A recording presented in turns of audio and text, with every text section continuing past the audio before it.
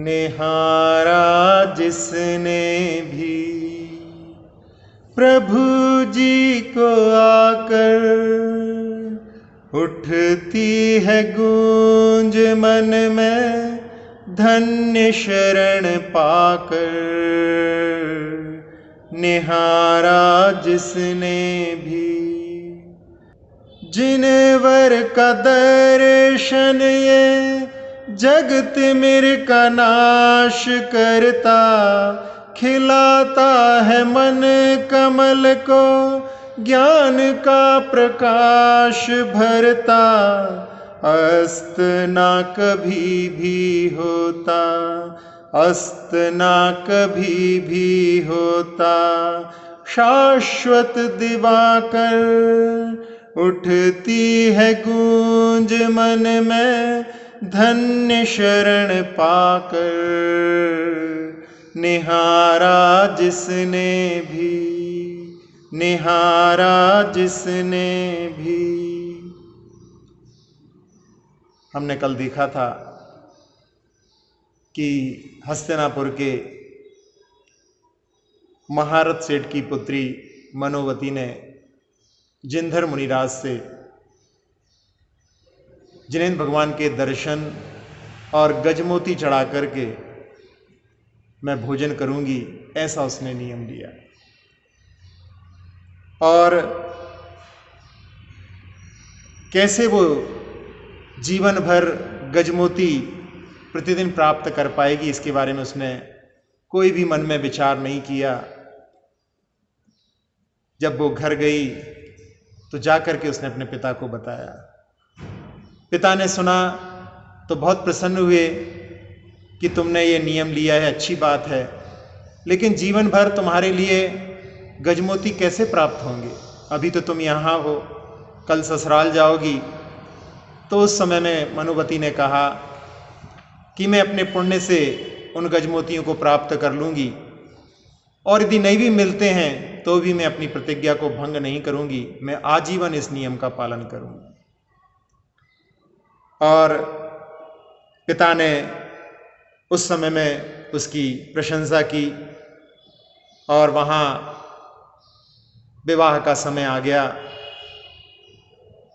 बारात आई, 3 दिन तक वहाँ पर बारात रुकी, और उन्होंने बहुत अच्छी तरह से उस बारात का स्वागत किया।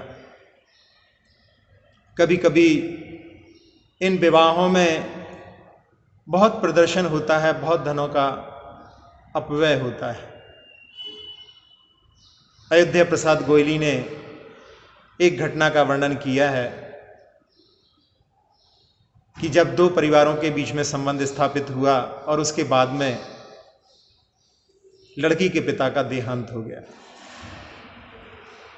तो लड़के के पिता ने सोचा कि कई बार ऐसा होता है कि जब घर के मुखिया का देहांत हो जाता है तो घर की स्थिति कुछ और हो जाती है। बहुत सारा धन जो कर्ज पर दिया होता है वो वापस नहीं आता है। ऐसा सोच करके उन्होंने अपनी समधन के लिए एक पत्र लिखा और कहा कि आप कितने बारातियों का अच्छे से स्वागत कर सकेंगे, आप हमें उतने बारातियों के बारे में बता दें। तो उस समय में जो समधन थी वो धन के अहंकार के कारण में कि लगता है कि सामने वाले या तो संबंध तोड़ना चाहते हैं या हमें हीन समझते हैं, इसलिए ऐसी बात कह रहे हैं। तो उसने एक थैली में पौस्त दाना, खसखस का दाना जो बहुत छोटा होता है, उसको भर करके उसने भेज दिया और कहा कि इससे कम तो लाना नहीं, और इससे जितने ज़्यादा आप ला सकते हो ला करके दिखाना, हम सबका स्वागत बहुत अच्छे से कर लेंगे। और उधर समधी साहब ने भी सोचा कि एक औरत हमको ललकार रही है, तो उन्होंने भी वहाँ पर उसकी बात को ध्यान में रखते हुए आसपास के गांव को निमंत्रण दे दिया कि सबको चलना है। और वहाँ पर कहते हैं उस समय में जहाँ देखो वहाँ पर बाराती नजर आते थे, और उस समय में उसकी व्यवस्था भी अतिशयोक्ति के रूप में भी ऐसे तक कहते हैं कि वहाँ पर कुएं में ही शक्कर को घोल करके मिठाइयों की तैयारी की गई थी। और उसने ऐसी व्यवस्था की थी कि वहाँ पर किसी भी बाराती के लिए मन में कोई भी वहाँ पर मीन मेख निकालने के लिए गुंजाइश नहीं थी। वो लोग चाह ही रहे थे कि इनको नीचा दिखाएं, आपस में एक दूसरे की ऐसी भावना थी।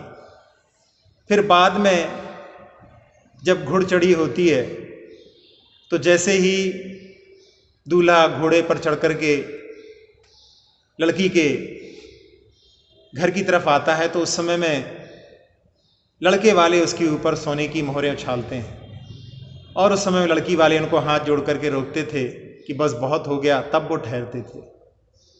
तो वो सोचते थे कि चलो इस समय में तो इनको झुकना पड़ेगा, लेकिन इनकी बहुत बड़ी हवेली थी, और जैसे ही उस हवेली के नीचे वो वहाँ पर पहुँचे तो उस समय में उस लड़की वालों ने ही उनके ऊपर सोने की मोहरें लौटाना प्रारंभ कर दिया। और बहुत लंबी हवेली थी, उसको देख करके उनको अवसर ही नहीं मिल पाया, और इन्हीं को रोकना पड़ा कि बस बहुत हो गया, बहुत हो गया। लेकिन उस समय में कितना पैसा का अपव्यय हुआ, यदि उनका सही जगह पर उपयोग होता तो शिक्षा आदि क्षेत्रों में कितने बड़े बड़े काम हो सकते थे। लेकिन यहाँ पर ऐसा कुछ नहीं हुआ, अच्छी तरह से विवाह संपन्न हुआ और सामग्री आदि भी दी गई। जैसा कि आजकल बीभत्स रूप है दहेज का, वैसी स्थिति वहाँ पर नहीं थी। आजकल की स्थिति के बारे में भी विचार करें तो कहते हैं कि हमको कुछ नहीं चाहिए, आपकी लड़की लक्ष्मी है, बस वही हमारे लिए पर्याप्त है। लेकिन बार बार पूछने पर एक व्यंग के रूप में किसी ने लिखा कि उस समय में लड़के से जब पूछा बार बार तो उसने कह दिया और कुछ नहीं चाहिए, बस आप हमें टर दे दीजिए। तो उसने पूछा कि मतलब हम समझे नहीं, तो उन्होंने कहा स्कूटर, मोटर, कंप्यूटर, रेफ्रिजरेटर, ऐसा करके उसने बहुत सारी लिस्ट वहाँ पर बताना प्रारंभ की। तो उस समय में ससुर जी ने, जो होने वाले ससुर जी, उन्होंने कहा कि आप यहाँ पर ठहरिए और पहनिए ये स्वेटर, इसमें भी टर है, और अभी हम भेजते हैं अपनी डाटर, उसके हाथ में होगा हंटर, और साथ में लाएगी वो मटर टमाटर, और तुमसे कहेगी कि इसको बनाओ, और उस समय में तुम लगोगे बिल्कुल बेटर। फिर उससे पूछा कि अब क्या हाल है, तो उस समय में वो लड़का वहाँ से ऐसे भाग गया जैसे कोई हेलीकॉप्टर। ये व्यंग है, लेकिन वास्तव में कई कई बार ऐसी घटनाएं घटती हैं। हम लोग जितने ज़्यादा शिक्षित होते जा रहे हैं, उतने ही कई कई बार ऐसी घटनाओं के माध्यम से सिर नीचा हो जाता है कि कहाँ अहिंसा धर्म की उपासना करने वाले एक महानगर में, जहाँ पर उसी नगर के लड़की के साथ में लड़के का विवाह हुआ, दहेज के साथ में विवाह हुआ, लेकिन पिता को तृप्ति नहीं हुई। वो बहू को परेशान करने लगा। एक दिन तो उसने अपने लड़के के सामने बहू को मार दिया, पिटाई कर दी। उस समय में लड़का जो बहुत दब करके चलता, तो उसने कहा कि वो मर जाएगी तब आपको शांति आएगी। तो ससुर ने कहा अपने लड़के से, यानी अपने पुत्र से कहा, पिता ने, कि जो मर भी जाएगी तो मैं कानून से सब कुछ करवा लूँगा। और उस समय में अपनी पत्नी के ऊपर होते हुए अत्याचार को वो देख नहीं सका, और उसने एक पत्र लिख करके पेट्रोल ला करके अपने ऊपर पेट्रोल डाल करके अपने आप को जलाने लगा। उस समय में जो पत्नी थी उसको रोकती है कि आपके साथ में मैं इस अत्याचार को सह लेती हूँ, यदि आप चले जाओगे तो फिर मैं कैसे जी पाऊँगी। तो उसने उसके ऊपर भी पेट्रोल डाल दिया और दोनों ने आग लगा करके आत्मघात कर लिया। बाद में उस पत्र को देखा गया, उस पत्र में उसने लिखा था कि मेरी लाश को भी ये ना छुए, ये दहेज के बड़े निर्दयी जो हैं, दानव हैं, ये मेरी लाश को ना छूए। तो ऐसे भी जो देखने के लिए मिलते हैं, जो कि हमारे लिए सोचने के लिए मजबूर करते हैं।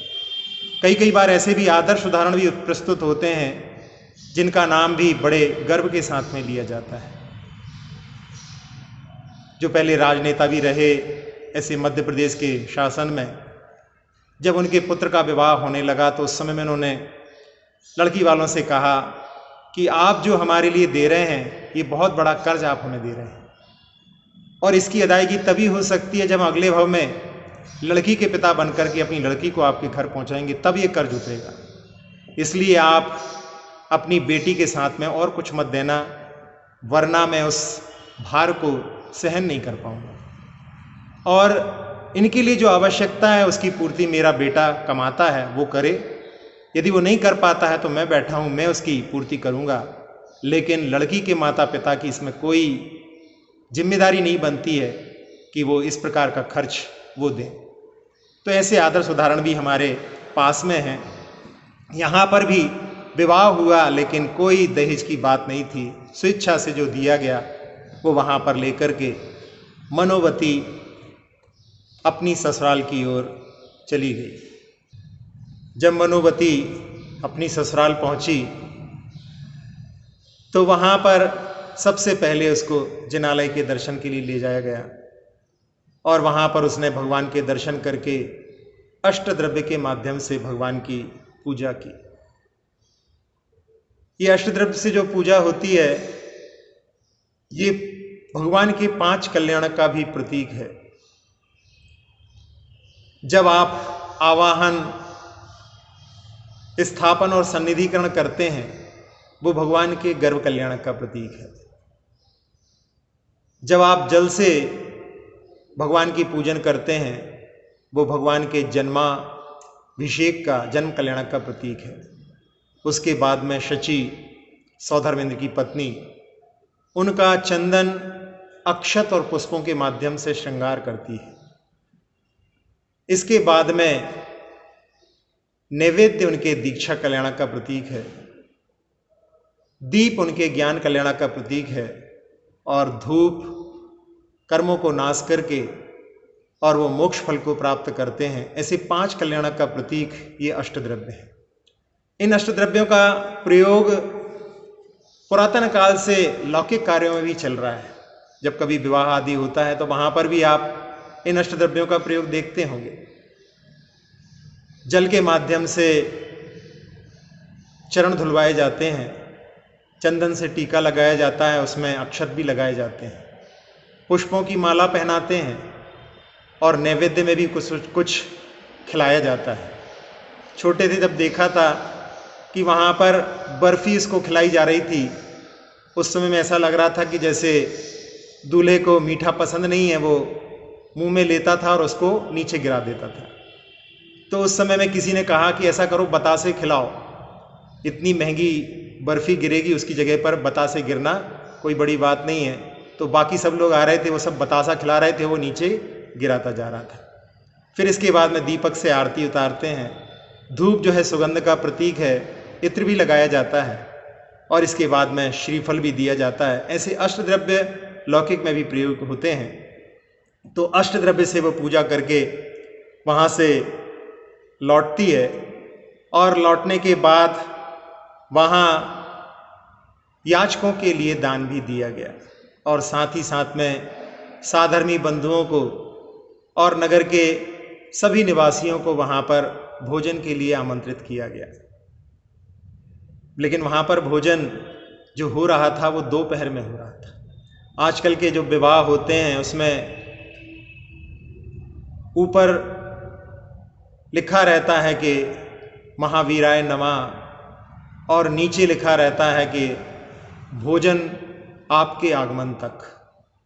रात्रि में भी हम भोजन, जबकि हम अहिंसा धर्म के उपासक हैं और आयुर्वेद की दृष्टि से भी देखें तो रात्रि में भोजन शरीर के लिए शक्ति प्रदान नहीं करता, शरीर की शक्ति को लेकर के जाता है। यदि आपको पार्टी देना है तो हमेशा 2 बजे के पहले पहले आप जितना भारी भोजन कराना चाहते हैं करा सकते हैं। शाम के समय में तो केवल थोड़ा भोजन जो कि स्वास्थ्य के लिए लाभप्रद रहेगा। यदि आप भारी भोजन करेंगे तो वो आपके लिए, शरीर के लिए वहाँ पर अभिशाप ही सिद्ध होगा। एक बार एक बालक पास में आया और कहने लगा कि महाराज जी कोई नियम दो। तो हमने कहा कि बहुत अच्छी बात है, नियम लिए जाते हैं, दिए नहीं जाते। कई बार ऐसा होता है कि महाराज जी आपने नियम दिया था और आप चले गए तो वो नियम भी हमारा आपके साथ ही चला गया क्योंकि आपने दिया था। लेकिन ऐसा नहीं, जहाँ पर आहार आदि की बात आती है उस समय में आप आहार देने के लिए आगे आए हैं और उस समय में आहार की कुछ पात्रता भी होनी चाहिए, इसलिए उस समय में उस नियमों की बात की जाती है। तो उस बालक ने जब पूछा तो हमने कहा कि ऐसा करो कि अपने यहाँ पर जिनेंद्र भगवान के दर्शन करने का मुख्य नियम रहता है, तुम रोज भगवान के दर्शन करने जाया करो। तो उसने कहा कि महाराज जी हमारे बिल्कुल सामने ही, घर के सामने ही जिनालय है और हम एक बार नहीं कई बार मंदिर के दर्शन करने जाते हैं। जब भी मन होता है दौड़ करके जाते हैं, वहाँ पर भगवान को ढो दे करके लौट आते हैं। तो मैंने कहा बहुत अच्छी बात है, कोई नियम थोड़ी ना है कि एक बार सुबह और एक बार शाम को ही जाया जाए, जब भी मन हो तब भी भगवान के दर्शन कर सकते हैं। फिर उसके बाद में हमने कहा कि महाराज जी फिर तो ये हमारा नियम तो है ही, फिर हमारा नियम क्या हुआ, आप और कोई नियम दो। तो हमने कहा ऐसा करो, फिर दूसरा नियम अपने यहाँ होता है कि रात्रि में भोजन नहीं करना। तो वो 12-13 साल का लड़का था और कहने लगा कि महाराज जी बस केवल पार्टी की छूट दे दो। हमने कहा कि ये इतना छोटा सा बच्चा, बड़े बच्चे होते हैं, कॉलेज के बच्चे होते हैं, वो पार्टी होटल वगैरह में भी जाते हैं, लेकिन ये छोटा सा बच्चा पार्टी की छूट क्यों मांग रहा है। तो हमने पूछा उससे, तो उसने अपनी समस्या बताई, बड़ी संजीदगी के साथ में उसने बताई, बात में ध्यान देने योग्य थी। उसने कहा कि हमारी माँ जो है बचपन में ही मरण को प्राप्त हो गई और पिताजी घर में भोजन बनाते हैं। अब पिताजी भोजन बनाते हैं तो आप समझ सकते हैं कि वो भोजन कैसा होता होगा, मजबूरी में हम लोग खा लेते हैं। लेकिन जब पार्टी होती है और उस समय में रात्रि में बहुत सारे स्टॉल लगते हैं तो किसी स्टॉल पे तो जो है स्वादिष्ट भोजन मिल ही जाता है, इसलिए केवल पार्टी की छूट दे दो। वैसे हमें घर में हमेशा शाम को खाते हैं, लेकिन बस पार्टी की छूट चाहते हैं। देखिए उस बच्चे की मजबूरी थी, लेकिन ऐसी मजबूरी आप लोगों की तो नहीं होगी कि आप लोग पार्टी में रात में खाते हैं कि आपके घर में अच्छा स्वादिष्ट भोजन नहीं मिलता है, इसलिए इस पार्टी में रात्रि में बहुत सारे स्टॉल जब लगते हैं तब आप रात्रि में वहाँ पर खाने के लिए जाते हैं। रात्रि में कोई व्यक्ति यदि मजबूरी में घर में भोजन करे तो इतना पाप का भागी नहीं, जितने पाप का भागी जहाँ पर सामूहिक भोजन हो रहा हो वहाँ पर रात्रि में भोजन करता है। तो इस बात को आप वहाँ पर याद रख करके कि हमारे घर में भी जब अच्छा भोजन मिलता है तो हम यहाँ पर रात में क्यों भोजन करें। और इस बात को यहाँ पर केवल इसीलिए कहा जा रहा है कि रात्रि में भोजन करना, सामूहिक भोजन में, सामूहिक जहाँ पर भोजन होता है वो जैन धर्म की दृष्टि से अच्छा नहीं। और जो लोग शाम को भोजन करते हैं उनके लिए सामान्य सा भोजन, और रात्रि में भोजन करने वालों को विशेष सम्मान के साथ में कई स्टॉल के साथ में भोजन कराया जा रहा है। ये भी एक तीव्र पाप के बंध का एक कारण है, इस पर भी अपने को विचार करना चाहिए। तो वहाँ पर अच्छी तरह से सारे कार्य संपन्न हो गए और उसके बाद में मनोवती की सासू मनोवती से कहने लगी कि चलो भोजन के लिए चलो। तो उस समय में मनोवती के लिए जो प्रतिज्ञा ली थी उसका स्मरण हो आया। जिनालय के दर्शन तो हो गए हैं, लेकिन अभी मैंने भगवान के चरणों में गजमोती का पुंज नहीं चढ़ाया है। जिस पिता ने जिस समय में बहुत सारी बातों को कहा था, उसमें कुछ बातों को जब विदाई होती है उस पर भी अपन विचार करें तो वहाँ पर कुछ शिक्षाएं दी थीं। एक शिक्षा थी कि आग घर के बाहर ना जाए, बाहर की आग घर में ना आए, देने वालों को देना, फिर चौथी शिक्षा थी ना देने वालों को ना देना। पांचवी शिक्षा थी देने वालों को भी देना और ना देने वालों को भी देना। सुख से बैठना, सुख से खाना और आग की रक्षा करना और देवताओं का आदर करना, ये 10 शिक्षाएं जब मनोवती की विदा हो रही थी उस समय में उसके माता पिता ने उसके लिए दी थी। वैसे ये शब्दों के माध्यम से कुछ कुछ तो आप समझ गए होंगे, लेकिन फिर भी अपन इस पर विचार करें तो लिखा उसमें कि आग बाहर ना जाए, यानी घर की जो बात है जो बाहर जाने के बाद में आग जैसा कार्य करे, ऐसी बातों को घर से बाहर नहीं ले जाना। और बाहर की आग घर में ना लाना। बाहर कोई ऐसी बात हो गई हो जिसको घर में कहने पर कलह होने लगे, ऐसी बातों से भी बचना। इसके बाद में कहा देने वालों को देना। देने वालों को देने का अर्थ यहां पर है कि यदि किसी को अपन ने कोई चीज दी और वो वापस कर दें तो उनके लिए देना। फिर ना देने वालों को ना देना, ये भी समझ गए होंगे आप कि जैसे किसी को आपने कुछ सामग्री दी और उन्होंने लौटा ही नहीं तो फिर उनको आगे क्या देना, इसलिए ना देने वालों को ना देना। फिर एक बात जो कही है कि देने वालों को भी देना और ना देने वालों को भी देना। यहां पर कुछ घटक समाज के ऐसे भी होते हैं जो धन से हीन होते हैं, उनके लिए अपन देने के बाद में भी यदि वो लौटाते नहीं हैं फिर भी उनके लिए कभी भी द्वार बंद नहीं करना, उनकी हमेशा मदद करते रहना। इसके बाद में सुख से बैठना। सुख से बैठने का अर्थ यदि कोई आ रहा हो तो उस समय में उसके लिए आदर के साथ में खड़े होकर के, और जब वो निकल जाए तो उस समय में सुख से बैठना। सुख से खाने के लिए भी यही है कि सबको खिलाने के बाद में खाना, और आग की रक्षा करना यानी सबकी रक्षा करना, और साथ साथ में देवताओं का आदर कि सभी बड़े बूढ़ों का आदर करना। ये बातों को जब पिता ने सिखाया था, और उस समय में वो जानते थे भी कि लड़की का नियम है कि गजमोती चढ़ाए बिना वो भोजन नहीं करती है, लेकिन इस बात को उन्होंने विस्मृत कर दिया।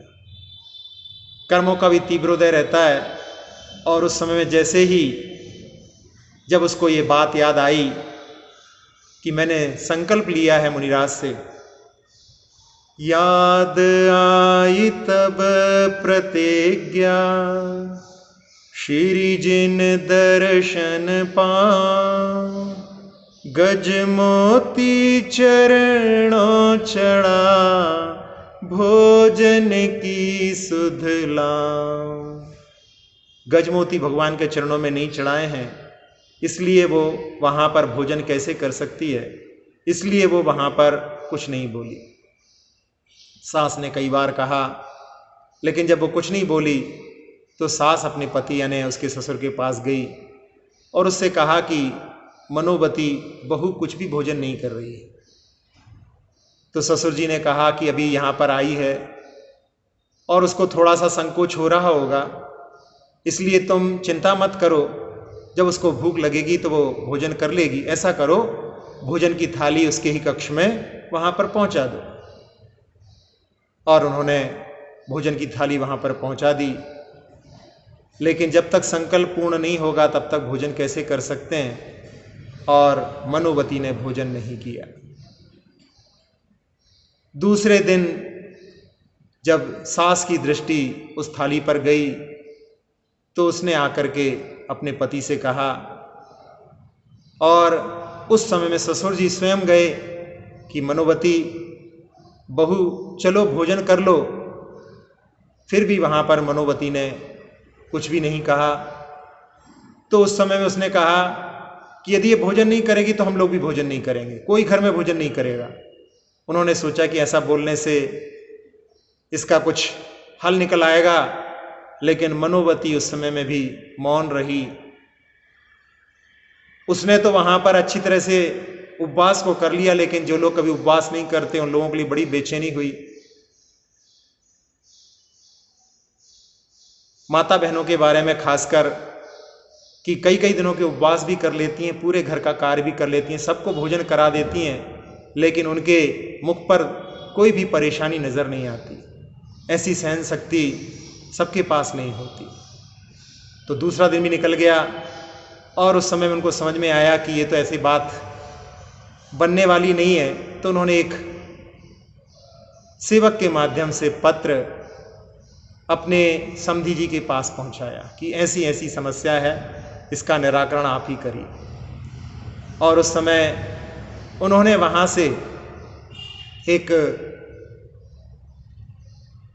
दूत को भेजना चाहा, लेकिन फिर बाद में सोचा कि नहीं, ये ठीक नहीं रहेगा, और मनोवती के भाई को ही वहाँ से भेज दिया। मनोवती का भाई वहाँ पर आया और आने के बाद उसने वहाँ पर पूछा कि तुम भोजन क्यों नहीं कर रही हो। तो मनोवती ने कहा कि तुम मुझे हस्तिनापुर ले चलो। जब भाई ने जाकर के अपने बहन के ससुर से कहा कि वो कह रही है कि हमें हस्तिनापुर ले चलो, तो उस समय में ससुर जी ने कहा कि यहाँ पर आई और यहाँ से भोजन नहीं कर रही है, पूरी समाज में क्या बात जाएगी, हमारी तो नाक कट जाएगी कि नई बहू आई और उसने इस घर का दाना पानी कुछ भी नहीं लिया। कुछ बात तो पता पड़े, क्यों यहाँ पर भोजन नहीं कर रही है। तो वो जाकर के पूछता है। कई बार ऐसे जो संकल्प की पूर्ति नहीं हो पाती, तो भोजन के लिए अंग्रेजों के ज़माने की बात है, जब मध्य भारत के जो प्रथम मुख्यमंत्री थे मिश्रीलाल गंगवाल, और उनके साथ में ही बाबूलाल पाटोदी, अंग्रेजों ने उनको जेल में डाल दिया। और जब भोजन का समय आया तो उन्होंने भोजन नहीं किए। एक दो दिन के बाद में पूछा, भोजन क्यों नहीं कर रहे हो, क्या यहाँ पर अनशन पर बैठे हो। तो उन्होंने कहा कि जब तक हम भगवान के दर्शन पूजन नहीं कर लेंगे तब तक हम भोजन नहीं करेंगे। एक दो दिन और उन्होंने सोचा ये कब तक अपनी जिद पर रहेंगे। जब उन्होंने भोजन नहीं किया तो उस समय उनके लिए जेल के अंदर वहाँ पर जिन बिंब को लाने की आज्ञा अंग्रेज सरकार को देनी पड़ी। और उस समय में वहाँ कुआं भी नहीं था, तो उनके लिए पुलिस साथ में जाकर के और उन्होंने कुएं से पानी भर करके लेकर के आए, अभिषेक किया, पूजन की, उसके बाद में उन्होंने भोजन किया। इसी प्रकार से अयोध्या प्रसाद गोयली ने भी जैन जागरण के अग्रदूत में एक घटना लिखी है कि दिल्ली में भी उस समय में एक अर्जुन लाल नाम के कोई व्यक्ति थे, उनको भी वहाँ पर अंग्रेजों ने जेल में डाला था। और कई दिनों के उपवास के बाद में उनके लिए भी अंग्रेजों ने वहाँ पर जिन बिंब लाने के लिए जेल में आज्ञा दी थी। तब वहाँ पर भगवान महात्मा दीन जिन बिंब लेकर के आए थे और उसके बाद में उन्होंने अपने उपवास को तोड़ा था। तो यहाँ जब ससुर जी के पास बात आई और ससुर जी ने कहा कि किस कारण से वह भोजन नहीं कर रही है, भाई ने जाकर के पूछा तो मनोवती ने कहा कि मेरा संकल्प है कि जब तक मैं भगवान के चरणों में गजमोती नहीं चढ़ाऊंगी तब तक भोजन नहीं करूंगी, और यहाँ पर मुझे गजमोती दिखाई नहीं दे रहे हैं, तो मैं अपने संकल्प को पूर्ण किए बिना कैसे भोजन कर सकती हूँ।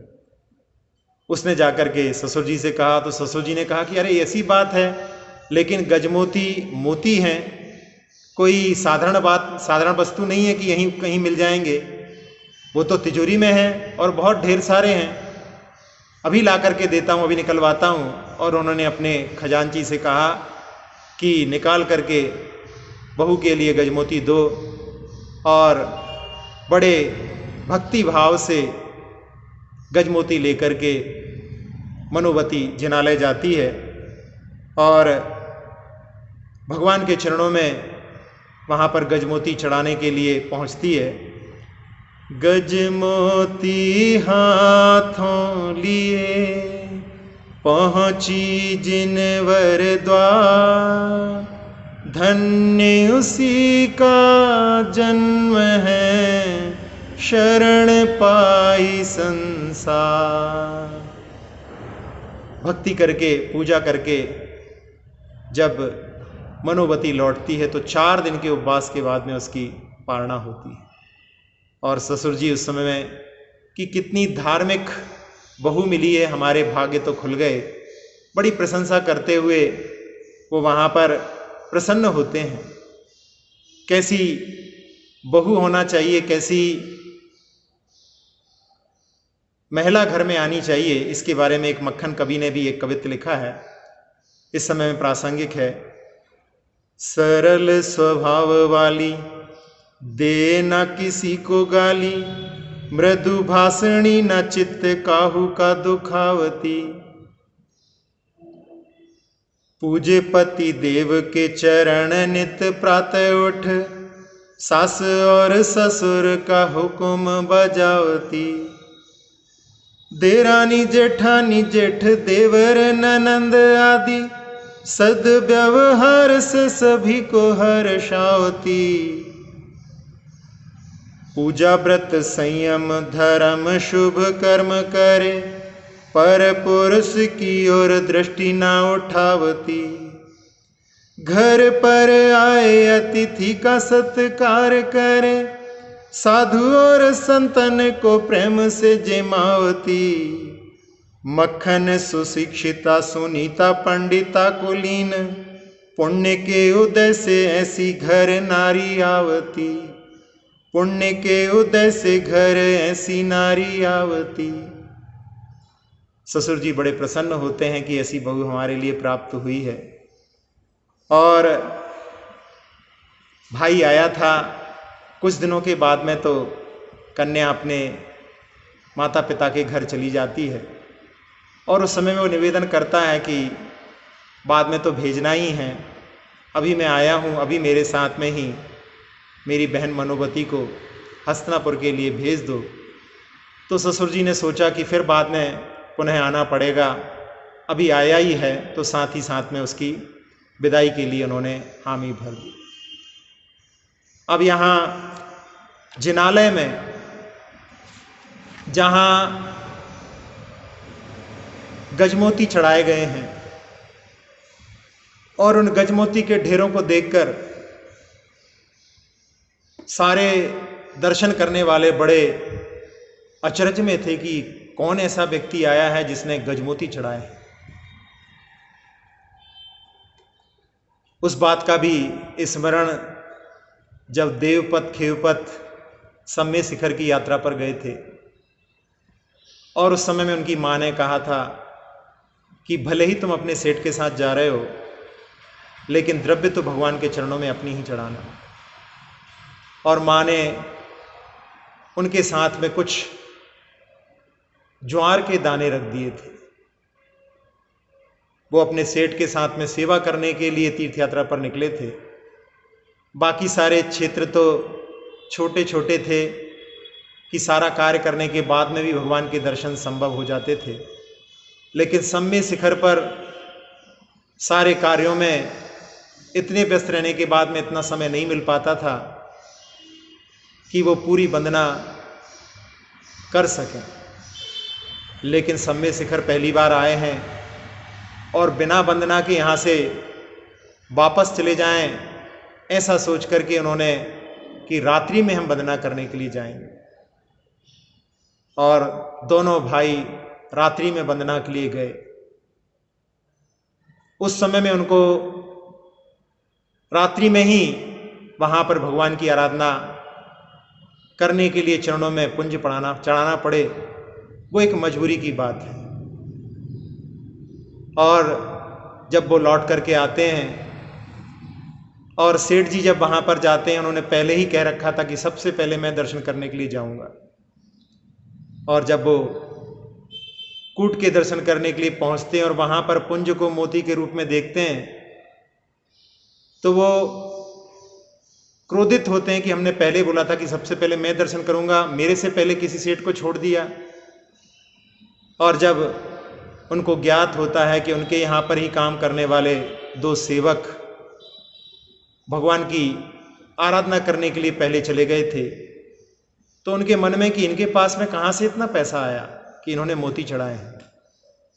हो ना हो इन्होंने हमारे धन पर ही दृष्टि डाली है, हमारे धन को ही चुराया है।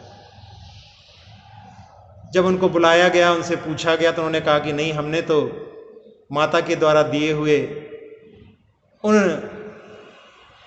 ज्वार के दानों को चढ़ाया है। और वहाँ पर मोती दिख रहे हैं, तो कोई उनकी बात को स्वीकार करने के लिए तैयार नहीं होता।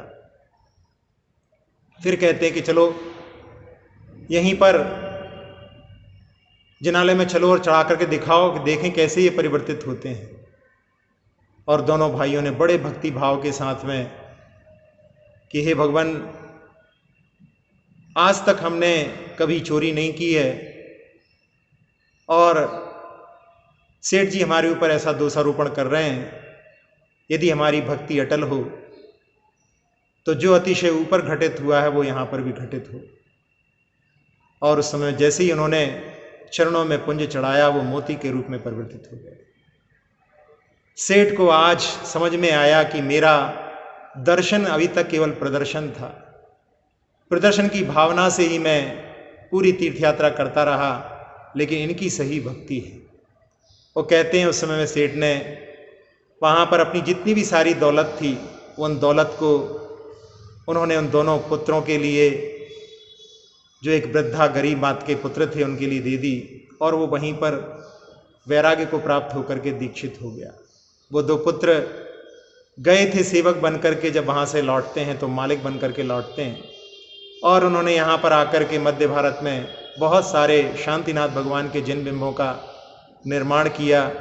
देवगढ़ के जो जिनालय हैं उनमें उन्हीं दो भाइयों का योगदान है, ऐसा कथानक भी सुनने के लिए मिलता है। तो यहाँ चरणों में चढ़ाए गए पुंज को जब मालिन देखती है तो उस समय में वो सोचती है कि ना जाने कौन ऐसा धनवंत यहाँ पर आया है जिसने इन पुंजों को चढ़ाया है। और बड़े हर्षित होकर के उन पुंज को लेकर के, मोतियों के पुंज को लेकर के अपने घर जाती है और अपने पति को बताती है। पति उन मोतियों को देख करके, ये तो कोई दिव्य मोती हैं, ऐसी महंगी संपत्ति हमारे पास में रहेगी तो कोई हमें चोर समझेगा, राजा इनको ले भी सकता है और हमको चोर भी ठहरा सकता है, तो हम क्या करें, ऐसा वो मन में सोचता है। अब आगे इसके क्या होता है, इसके लिए आपको प्रतीक्षा करना पड़ेगी। अभी हम भगवान की आराधना किस प्रकार से, दर्शन किस प्रकार से करना चाहिए, इस बात को लेकर। निहारा जिसने भी प्रभु जी को आकर, उठती है गूंज मन में धन्य शरण पाकर। निहारा जिसने भी जिनवर का शुभ दर्शन, पापों को नसाता है, स्वर्ग और मुक्ति का पथ ये बताता है। जीवन को धन्य कर लो खुशियाँ समा कर, उठती है गूंज मन में धन्य शरण पाकर। निहारा जिसने भी, निहारा जिसने भी प्रभु जी को आकर, उठती है गूंज मन में धन्य शरण पाकर। निहारा जिसने भी, निहारा जिसने भी।